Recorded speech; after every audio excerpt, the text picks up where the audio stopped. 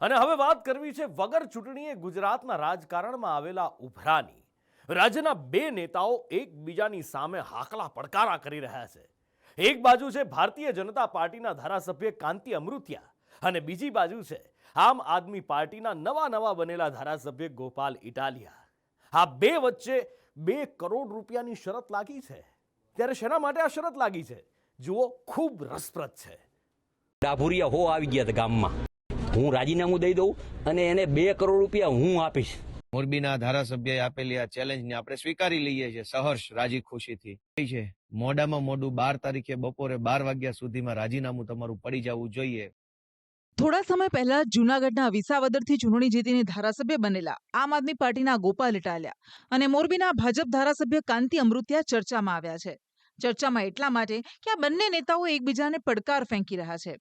પડકાર પણ એવો કે જે સાંભળીને ભલભલાને પરસેવો છૂટી જાય, જેમાં માતબર રકમ પણ દાવ લાગી છે. જી હા, બંને વચ્ચે 2 કરોડ રૂપિયાની શરત લાગી છે. વાત જાણે એમ છે કે મોરબી ભાજપના ધારાસભ્ય કાંતિ અમૃતિયાએ ગોપાલ ઇટાલિયાને પડકાર ફેંક્યો છે કે હિંમત હોય તો ગોપાલ ઇટાલિયા મને એટલે કે કાંતિ અમૃતિયાને હરાવીને બતાવે. ધારાસભ્ય કાંતિ અમૃતિયાએ આ સાથે પોતે રાજીનામું આપવાની અને જો ગોપાલ જીતી જાય તો 2 કરોડ રૂપિયા આપવાની જાહેરાત પણ કરી નાખી. પણ બીજી બાજુ લડવૈયા નેતાની છાપ ધરાવતા ગોપાલ ઇટાલિયા પાછી પાની કરે તેવા તો છે નહીં, એટલે તેમણે પણ હુંકાર ભર્યો કે આવી જાઓ મેદાનમાં. આ સાથે ગોપાલ ઇટાલિયાએ કટાક્ષ કર્યો કે મોરબી ધારાસભ્યના પેટમાં નકલી તેલ રેડાયું છે. જોકે હવે કાંતિ અમૃતિયાએ સોમવારે રાજીનામું આપવાનો દાવો કર્યો છે.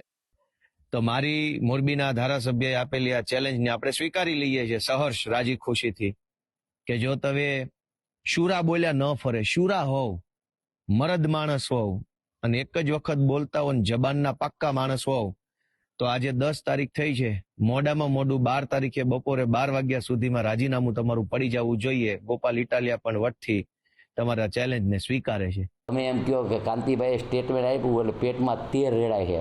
પેટમાં તેલ નથી રેડાતું. મેં સાચી વાત કરી છે. તમે આવો, આમાં પ્રોસિજર હોય. તમે એકવાર ચૂંટણા, હું 7 વાર લઈ રહ્યો છું. આપણે બંને આવતા સોમવારે માનનીય અધ્યક્ષશ્રીની જઈ બે આપણે રાજીનામું દઈ દઈએ. રાજીનામું દીધા પછી ચૂંટણી આવશે. અહીંયા વિસાવદરની ચૂંટણીમાં અમારા કાર્યકર્તા લડશે ને તમારા કાર્યકર્તા લડશે. અહીંયા આપણે બેને લડવાનું. એટલે તમને ખબર પડી જાય ક્યાંય ગોપાલભાઈના નામે ધમકી ન દે ને ઉછેરવાના ધંધા બંધ કરે.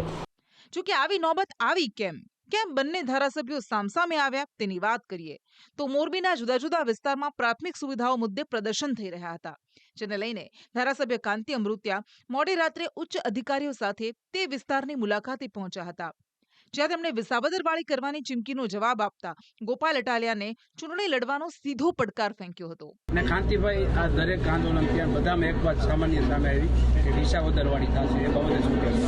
જો 5 વર્ષ હું નહોતો તે લગભગ ડાભુરિયા હો આવી ગયા હતા ગામમાં. 10% ને 20% વાળાને જમીન પડાવવા, એટલે એ બધા અત્યારે ગુફામાં વહી ગયા છે. એટલે એમાં એનો હાથ છે. એટલે ગમે તે અહીં લડવા આવે, હું રાજીનામું દઈ દઉં અને એને 2 કરોડ રૂપિયા હું આપીશ. પછી જે થયું તે તો તમને ખબર જ છે. આમ બે ધારાસભ્યો વચ્ચે વગર ચૂંટણીએ પ્રતિષ્ઠાનો સ્વાભિમાનનો ટકરાવ ઊભો થયો, જેમાં 2 કરોડ રૂપિયાની પણ શરત લાગી ચૂકી છે. બંને જુઝારૂ નેતા છે, તેમાં કોઈ બહેમત નથી, પણ ચૂંટણી કોઈ રમતવાત થોડી છે. તમારા પર્સનલ ઝઘડામાં લોકોનું નુકસાન કેમ? લોકો સાવ નવરા થોડી છે. તમે કહો ત્યારે ચૂંટણીમાં મતદાન આપવા માટે આવી જાય. ખેર, હાલ તો બેઉ બળિયા બાથે વળગ્યા છે અને સોમવારે રાજીનામા આપવાની વાત છે. ત્યારે હવે આમાં આગળ શું થાય છે તેના પર સૌ કોઈની નજર છે. બ્યુરો રિપોર્ટ, સંદેશ ન્યૂઝ.